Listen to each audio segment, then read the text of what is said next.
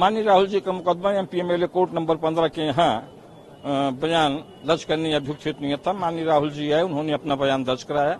माननीय राहुल जी ने कहा कि परिवाद में कहे गए सारे आरोप निराधार हैं, ये निराधार हैं। इस राजनीतिक दुर्भावना से एक कंप्लेंट फाइल की गई है।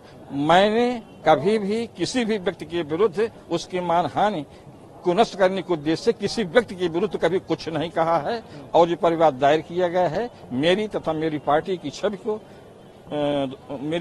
छवि को बदनाम करने के लिए राजनीतिक दुर्भावना से परिवाद दायर किया गया है। नहीं, जज साहब ने, जैसा मैंने अभी आपसे कहा, जज साहब ने ही सवाल किया कि आपने अमित शाह के खिलाफ ये कहा है, तो उन्होंने कहा कि इस तरीके से मैंने जो आरोप मेरे ऊपर लगाए गए हैं निराधार हैं, इन आरोपों से मैं इनकार करता हूँ।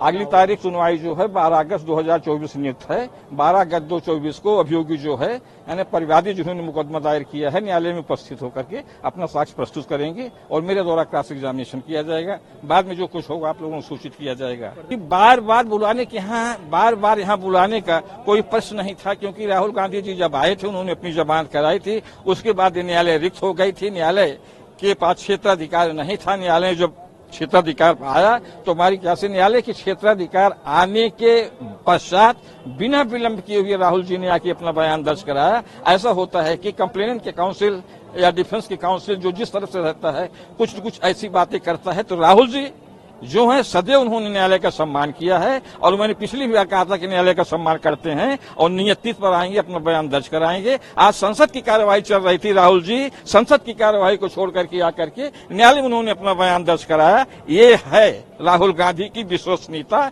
और न्यायालय के प्रति समर्पण और प्रेम और विश्वास। आरोपों से इनकार किया और ये कहा कि हमको पॉलिटिकल वजह से फंसाया जा रहा है और हमारी इमेज खराब करने के लिए, और उनसे द्वारा माननीय न्यायालय द्वारा जो भी क्वेश्चन किया गया उसका उत्तर उनके द्वारा दिया गया और पत्रावली 12/8 को एविडेंस में लगी है। हमारी तरफ से साक्ष्य प्रस्तुत किया जाएगा। जज साहब ने कुछ रिवर्ट में कुछ कहा? जज साहब ने उनसे क्वेरी किया, उन्होंने बताया कि हमको पॉलिटिकल कारणों से फंसाया गया है, हमारी इमेज खराब करने की वजह से, छब धूमिल करने के कारण, और उन्होंने अपना स्टेटमेंट रिकॉर्ड कराया। पांडे जी, बयान को लेकर क्या कुछ स्पेसिफिक बोला जिस तरह से आपकी तरफ से कहा गया कुछ? और हमारी तरफ से जो है ऑनरेबल कोर्ट ने क्वेरी किया कि आपको एविडेंस देना, हमने कहा हमको एविडेंस देना है, तो एविडेंस में 12/8 तारीख नियत किया गया है।